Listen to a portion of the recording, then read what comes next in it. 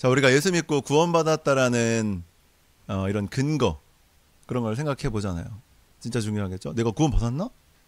이런 생각을 하게 되죠.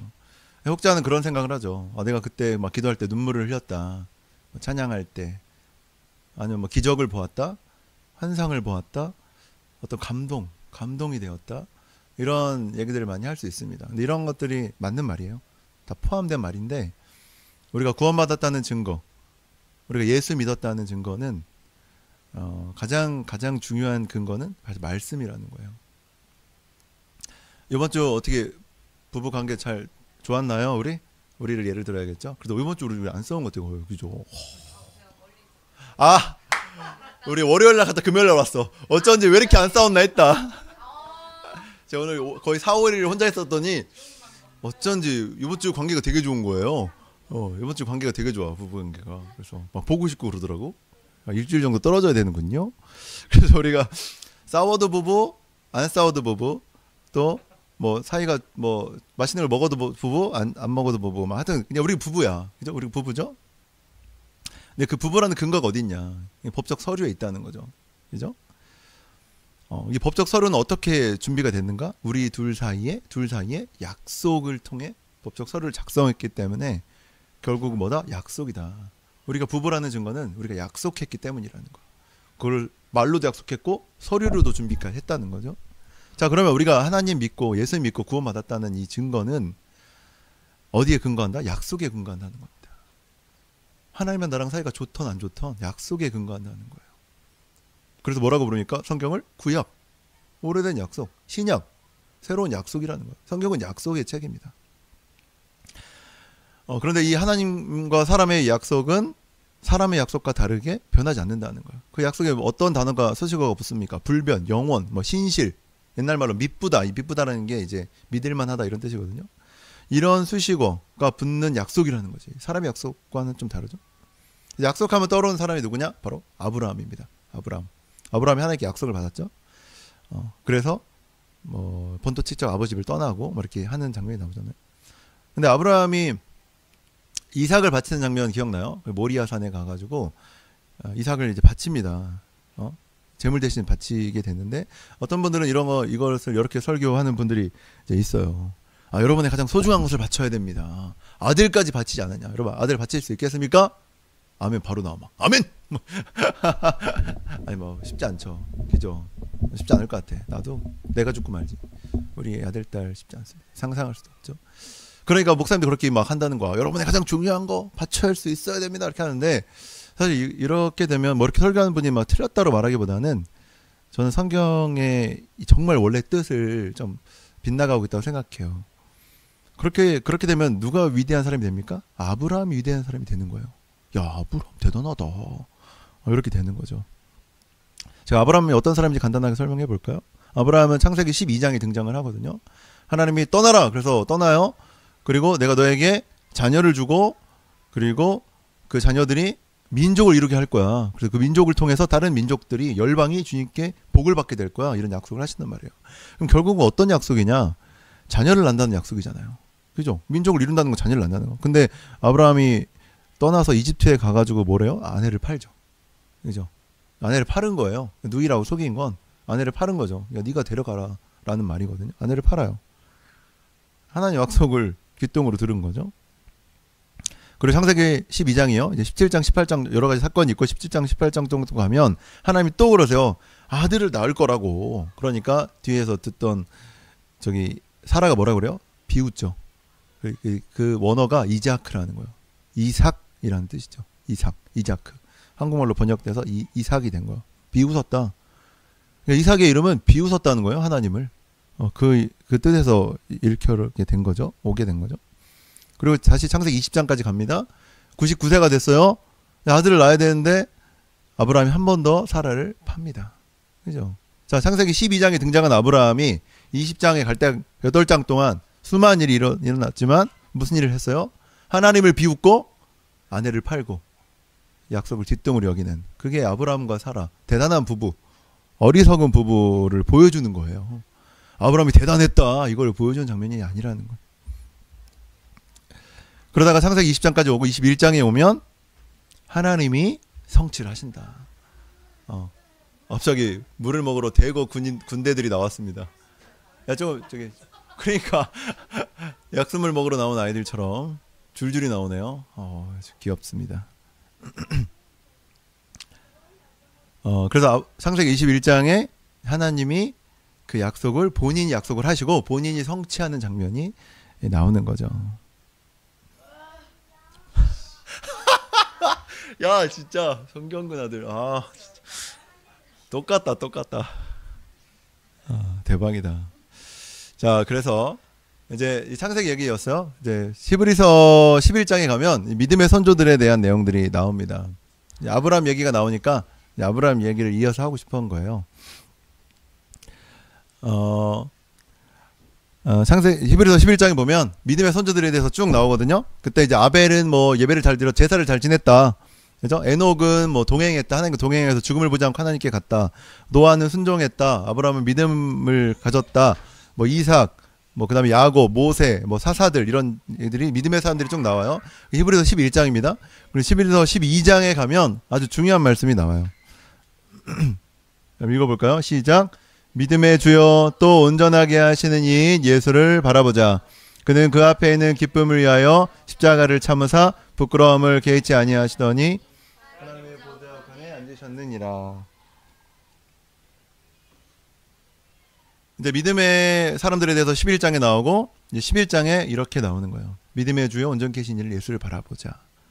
그러니까 믿음의 사람들에 대해서 나오면서 그 사람들 대단했다라고 나오는 게 아니라, 그러니까 믿음의 사람들이 이렇게 살았으니까 어떻게 해야 된다? 예수를 바라봐야 된다. 이렇게 말하는 거예요. 그리고 믿음의 주요라는 이 주요라는 단어가 아르케라는 단어를 사용하는데요. 그러니까 왜 자꾸 원문을 얘기하냐면 한국의 한자의 뜻을 알아야, 우리가 진정한 뜻을 아는 것처럼 이 원어에 갖고 있는 의미를 알아야 이 말이 왜 나왔는지를 알 수 있게 되거든요. 그래서 믿음의 주요, 이 주요라는 말이 아르케라는 단어인데 뭐냐면 시작이라는 뜻이에요. 시작. 근데 여기는 주요라고 번역을 한 거죠. 어떻게 이걸 번역해야 되냐면 믿음의 시작인 예수다. 예수가 믿음의 시작이다. 그 믿음의 시작인 예수를 바라봐라. 믿음의 선진들, 그 사람들이 믿음으로 살았는데 그 믿음의 시작을 어디서로부터 인한 것이냐? 예수로 인해 시작된 거다라고 설명을 해주는 거예요. 그럼 시작하면 우리가 창세기 1장 1절이죠. 태초에 하나님 천지를 창조하셨다. 이 태초라는 말이 시작이라는 거잖아. 근데 이 원어가 베레시트라는 히브리어예요. 그러면 헬라어로, 이 신약에 쓰인 헬라어로 이걸 번역하면 뭐다? 아르케. 같은 단어라는 거야. 믿음의 시작, 또 태초의 천지, 태초라는 단어와 이 아르케라는 주요라는 단어가 같은 단어라는 거야. 시작. 자, 우리의 믿음의 시작은 하나님께로부터 왔다는 것입니다. 나로 인한 것이 아니라 믿음의 근거가, 오라한 씨 적당히 하세요. 네, 뭐 행복하면 됐어요. 그리고 이 정도면 감사하지. 그죠? 가서 싸우고 울고 그러는 것보다 괜찮습니다. 그래서 가벽에다가 우리 가벽 칠 때 아주 두껍게 치려고요. 안 들리게. 아주 진짜 흡음판 막 다 붙이고 막 그렇게 말씀드렸어요. 어떤 도와주신다는 분이 생겨가지고. 그래서 지난주에 어떤 분을 소개해 주셨는데, 그분이 큰 리모델링 업체를 하시는 분이래요. 근데 그분이 자기 사비로 우리를 리모델링 해주시기로 했어요. 나 깜짝 놀랐어요. 그래서 울컥합니다, 진짜. 이거 제가 재료비로만 4,500 든다고 생각하고 있어요. 재료비로만 인건비 안 들이고. 근데 그분이 자기 사비로 여기 다 리모델링 해볼 테니까, 그래서 제가 뭘 준비해야 되냐 그랬더니 목사님 가만히만 계시래. 와, 네, 그래가지고 깜짝 놀래가지고, 이게 다 하나님이 하시는 일이다. 뭐 갑자기 이런 얘기를 하네요. 그래서 믿음의 근거가 나에 있지 않고 하나님께 있는데, 그렇기 때문에 우리가 흔들릴 이유가 없는 거예요. 근데 자꾸 우리가 내 감정, 내 신념, 내 상황들을 보니까 흔들린다는 거죠. 근데 그렇지 않았다는 거야. 이 믿음 자체가 내 안에 나로부터 시작되지 않았다는 거야. 근데 자꾸 내가 오늘 컨디션이 어떤지, 내가 막 성경을 좀 잘 봤는지, 큐티를 잘 했는지, 내가 기도 생활을 좀 하고 있는지, 여기에서 자꾸 내 믿음을 찾으니까, 내가 이번 주 잘못 살았으면 믿음이 떨어졌다. 어딜 떨어지긴 새야? 그렇지 않다는 거야. 믿음이 예수로부터 오고 내 안에 성령으로부터 있기 때문에, 그러니까 이렇게 얘기하는 거예요. 믿음의 주를 바라봐야 된다. 나를 바라보지 말고 주님을 바라봐야 된다. 그래야 믿음의 주, 믿음의 시작이신 예수를 바라볼 때 흔들리지 않는다는 거죠. 그렇기 때문에 우리가 뭐래요? 이런 얘기 쏙쏙 머리에다가 박아주는 교회에 나와서 예배를 드리는 거예요. 그것만 널 쳐다봐라. 너의 상처와 너의 과거와 너의 미래, 불확실한 미래와 불안한 상황들을 바라보지 말고 찬양하고 기도하고 말씀 들으면서 예수님 바라봐라. 그러니까 우리가 예배의 자리에 나와야 되는 거죠. 예배, 우리 예배에 대해서 방금 말씀드렸는데, 그럼 예배의 시작이 우리가 이제 구약의 이런 제사나 이런 것들에서 예배의 시작을 보잖아요. 구약의 뭐 이렇게 성막에서 제사 지내고 뭐 이런 양을, 그런 거에서 우리가 예배의 기원을 가져오는 거예요. 그러면 성막 제사, 성막에서, 구약의 성막 제사에서, 성전 제사에서 드렸던 제사가 뭘 했는지를 보면은 알 수 있잖아요. 저건 느리 목소리군요. 이 성막 제사에서 뭘 했냐면 하나님과 사람 사이에 막힌 담인 죄를 해결한 일을 했다는 거예요. 다른 게 한 게 아니야. 하나님과 사람 사이에 막힌 담인 이 죄를 해결하기 위해 성막에서 양을 태우고 소를 태우고 비둘기를 태우고 했다는 거죠. 그리고 거기서 끝나는 것이 아니라 지성소, 하나님의 임재하심이 있다는 법궤에 그 지성소, 하나님이 거기 임재하신다고 하셨거든요. 하나님께 죄를 해결하면서 하나님께 나아가서 하나님의 뜻을 구하고 하나님의 인도하심을 받기 위해서 성막의 제사가 있었다는 거예요. 되게 단순하죠. 죄를 해결하고 하나님께 나아가 하나님의 뜻을 구하고 하나님의 인도하심을 받아야겠다. 이게 성막 제사였다는 거죠. 자, 그럼 성막 제사를 드리지 않는 사람들이 있었답니다. 누구죠? 이방인들이에요. 하나님과 상관없는 사람들은 제사를 지내지 않았다는 거예요. 내 마음대로 살겠다, 내 뜻대로, 내 계획대로 내 삶을 내가 경영해 보겠다 하는 사람들은 제사를 지내지 않았다는 거예요.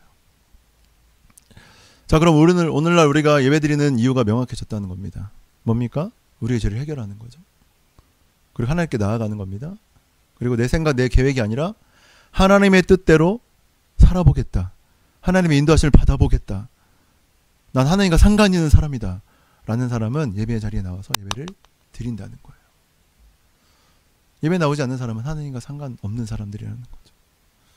자, 그렇다면 여기서 의문점이 생깁니다. 예배에 나와서 죄를 해결한다, 하나님 뜻을 구한다 하자는 두 가지잖아요. 크게 보면. 그럼 성경에 보면 회개에 대한 두 가지 종류가 나오는 것 같아요. 첫 번째 회개에 대해서 먼저 살펴보겠습니다. 우리가 예수 믿고 예수 영접하고 구원받는 회개를 했다는 겁니다. 어떤 사건이 있었냐면 사도행전 2장에 보면 예수님께서 모여서 기도해라, 성령을 선물로 주겠다 말씀하셨어요. 그래서 제자들이 모여 한 120명 정도의 사람들이 마게다락방에 모여서 기도를 막 합니다. 그때 성령이 임하세요. 하나님의 영이 임하죠.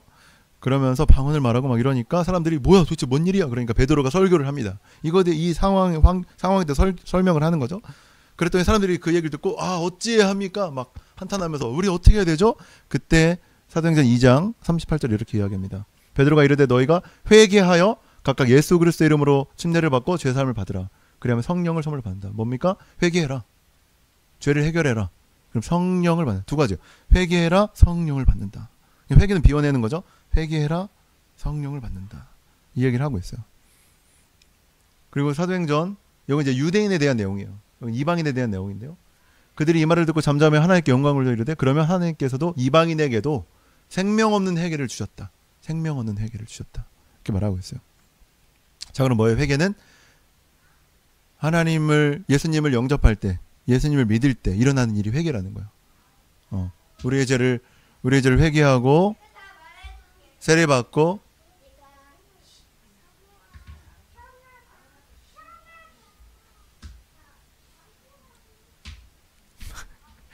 쟤는 배고팠다 그러고 뭐라 제 아들은 일러. 얘들아 좋은 말만 골라서 하자.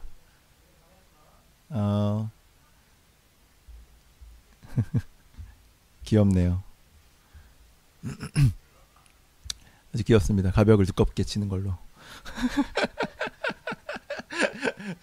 자, 회개라는 게 그런 거예요. 예수님 영접하고 믿을 때, 그리고 죄 사함을 얻을 때, 그래서 구원을 받는다는 거예요. 회개하고 구원을 받는다. 그리고 우리가 받았던 구원은 성경에서 뭐라고 나온다? 계속 받아야 된다?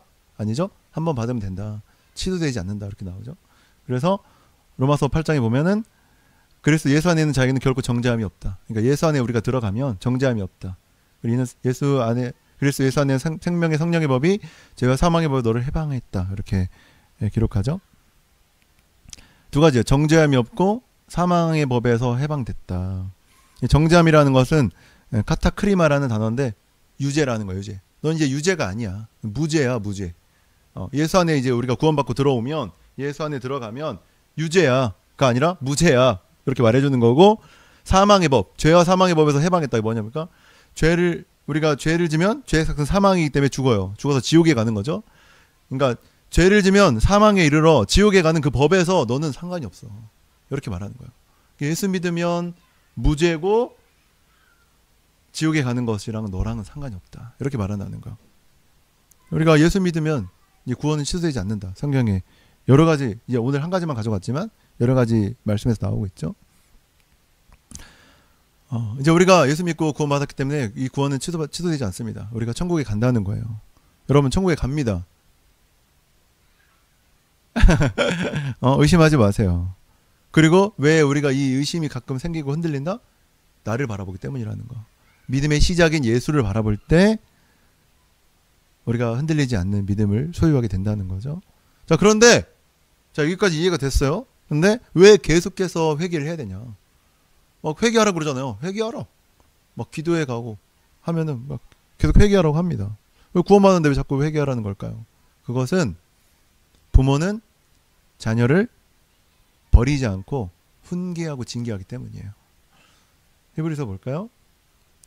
중요한 말씀이에요. 또 아들들에게 권하는 것 같이 너희에게 권면하신 말씀도 잊었도다. 일렀을 때 내 아들아, 주의 징계하심을 경히 여기지 말라. 가볍게 여기지 말라. 그에게 꾸지람을 받을 때 낙심하지 마라. 그러니까 하나님께 막 혼나는 것 같아. 낙심하지 말래.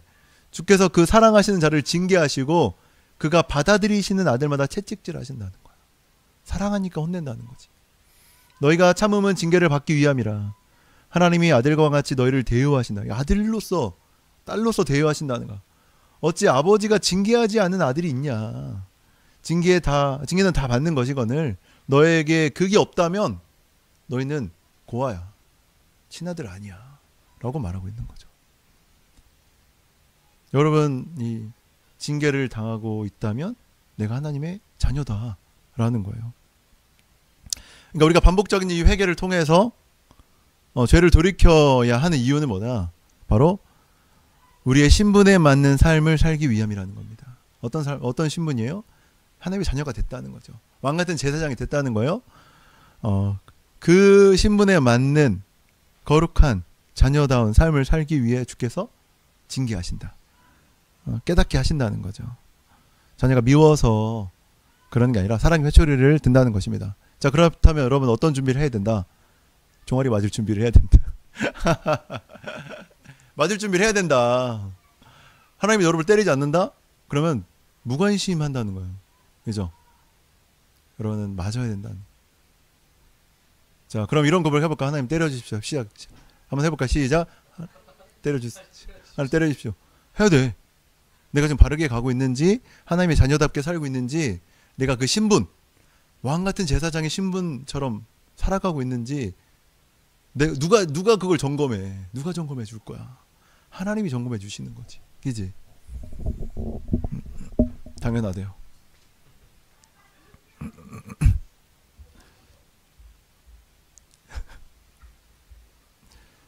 자, 우리가 맞아야 자녀다라는 것입니다. 자, 그리고 또 우리가 회개해야 되는 이유는 깊은 교제가 어렵기 때문이에요. 편하게 앉으셔도 됩니다. 다리 뻗어도 되고. 네, 편하게 앉으시고. 진짜. 자, 회개해야 되는 이유는 깊은 교제가 어렵기 때문이에요. 우리 시편 볼까요? 같이 시작. 내가 나의 마음에 죄를 품었더라면 주께서 듣지 않으시는다. 자, 우리가 이제 하나님의 자녀가 됐다면 하나님과 부자 관계가 됐다는 거예요. 자녀 관계가 됐다. 그럼 하나님과 이제 친밀함으로 가야 되죠. 그런데 이 죄라는 것이 하나님과 우리가 서로 듣지 못하게 한다는 거예요. 이 기도라는 게 뭡니까? 내가 나의 이야기를 하고 하나님의 음성을 듣는 게 기도잖아요. 그게 교제잖아요. 근데 죄가 있으면 그 벽이 생긴다는 거예요. 그래서 우리가 회개해야 된다는 거야. 죄를 해결해야 된다. 하나님과의 친밀한 관계를 위해서. 또 마지막으로 우리가 회개해야 할 수밖에 없는 이유, 저는 이게 진짜 제일 중요하다고 생각하는 것 중에 하나인데 뭐냐면 하나님이 싫어하시는 것을 나도 싫어하기 때문이에요. 죄가 미워진다는 거죠. 내가 구원받은 백성이 되면 내 안에 누가 들어오신다? 그러니까 회개하고 성령을 받는다고 그랬잖아요. 그럼 성령이 내 안에, 성령은 하나님이에요. 하나님의 영이기 때문에 뭐 성령이 어떤 고유명사처럼 쓰이고 있는데 성은 거룩할 성자의 영이에요. 거룩한 영. 결국 하나님의 영, 예수의 영, 하나님의 영을 성령이라고 부르는 거예요. 그러니까 하나님의 영이, 그러니까 하나님이 오시는 거죠. 하나님의 영이 우리 안에 들어오시면 양심이 살아나고 내 안에 성령이 말씀하시기 때문에 어떻게 된다? 내가 전에 즐겁게 보이던 죄악들이 미워지기 시작한다는 겁니다. 전에는 내 안에 이런 죄의 법이 가득했다면 생명의 성령의 법이 내 안에 가득하기 때문에 이제 두 법이 막 싸우기 시작하는 거죠. 이 에스겔 37장에 보면 마른 뼈 환상이 나옵니다. 많이 들어보셨죠? 뼈들이 막 살아나고 이런 거. 어떤 장면이냐면 에스겔과 하나님이 대화를 하는 장면이 나와요. 에스겔 37장에 보면. 그래서 에스겔아, 저 뼈들이 살아나겠느냐? 그랬더니 주님이 아십니다. 이렇게 대답해요. 아주 최고의 대답이죠. 그죠? 어정쩡한 대답보다 이게 나은 것 같아. 주님이 아십니다. 그랬더니 너 이렇게 선포해라. 그랬더니 에스겔이 그대로 선포합니다. 그랬더니 마른 뼈가 살이 붙고 일어나 군대가 되었다. 이렇게 나와요. 그러니까 죽어가는 이스라엘 백성들이 마른 뼈가 살아나 군대가 되었다. 약간 이런 예언이거든요. 37장이에요. 36장에 가면, 에스겔 36장에 가면 어떤 내용이 나오냐면 맑은 물로 죄를 씻고, 잘 보세요. 맑은 물로 죄를 씻고 새 영을 부어주겠다. 이렇게 나와요. 어떤 장면 같으세요? 신약의 내용이랑 똑같죠. 회개하여 성령을 받으라. 요한복음에 그렇게 나와요. 물과 성령으로 나지 아니하면 결코 천국에 갈 수 없다. 거듭날 수 없다. 다 같은 내용들을 이야기하고 있다는 거예요. 에스겔 36장에서도 너희가 맑은 물로 씻고 하나님의 영, 새 영을 부어줄 것이다. 그러면 그 영이 임하면 어떤 일이 일어난다? 36장 31절에 그때 너희가 너희 악한 길과 너희 좋지 못한 행위들을 기억하고 너희 모든 죄악과 가증한 일로 말미암아 스스로 밉게 보리라. 너희들도 그 죄를 밉게 여길 거다. 이렇게 기록하고 있어요. 우리가 잘 아는 이 에스겔 36장, 37장의 말씀은 결국 에스겔 34장의 메시아 예언에 대한 말씀입니다. 34장에 보면 메시아가 오면 이런 일들이 일어날 거야. 그러면서 34장, 35장, 36장, 37장 마른뼈 환상까지 쭉 이어지면서 메시아가 오면 이런 일들이 일어날 거다. 회개하고 하나님 영을 부어주는 일들이 일어날 것이다. 그리고 믿음의 주, 믿음의 시작인 예수로 일어나는 일들을 구약에서도 이야기하고 있고 그게 신약에서 성취가 된 것입니다. 뭐냐? 죄가 미워진다는 거예요. 여러분. 하나님이 싫어하는 건 나도 싫다는 겁니다. 데살로니가 5장에 우리가 잘 아는 말씀, 항상 기뻐하라, 쉬지 말고 기도하라, 범사에 감사하라, 이는 그리스도 예수 안에 너희를 향하신 하나님의 뜻이니라 이렇게 나오고 그 밑에 예언을 멸시치 말고 성령을 무시하지 말라고 나와요. 그 다음에 뭐라고 나오냐면 악은 그 모양이라도 버려라 이렇게 기록하고 있어요. 바울은 그런 거예요. 그 안에 하나님이 싫어하는 그 이 죄와 악들이 너무 싫어진 거죠. 바울도. 그리고 이 성령의 음성은 여기서 머물지 않고 어떻게 되냐면 죄와 악을 피하는 것에서 끝나지 않고 적극적으로 주님을 선택하고 주님이 사랑하는 것을 사랑하게 됩니다. 하나님께서 사랑하시는 게 뭘까요? 하나님께서 사랑하시는 것은 잃어버린 영혼들이 돌아오는 걸 사랑하시겠죠. 그죠? 사람을 살리는 것을 사랑하시겠죠? 예배하는 걸 사랑하시겠죠? 교회를 세워가는 걸 사랑하십니다.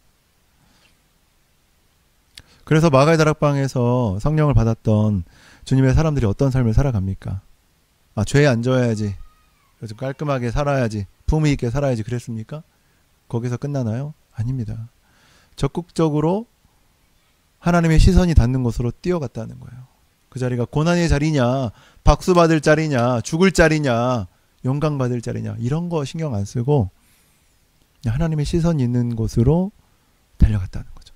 그러니까 사도행전 20장 24절에 아주 유명한 말씀, 이런 고백을 하게 되는 거예요.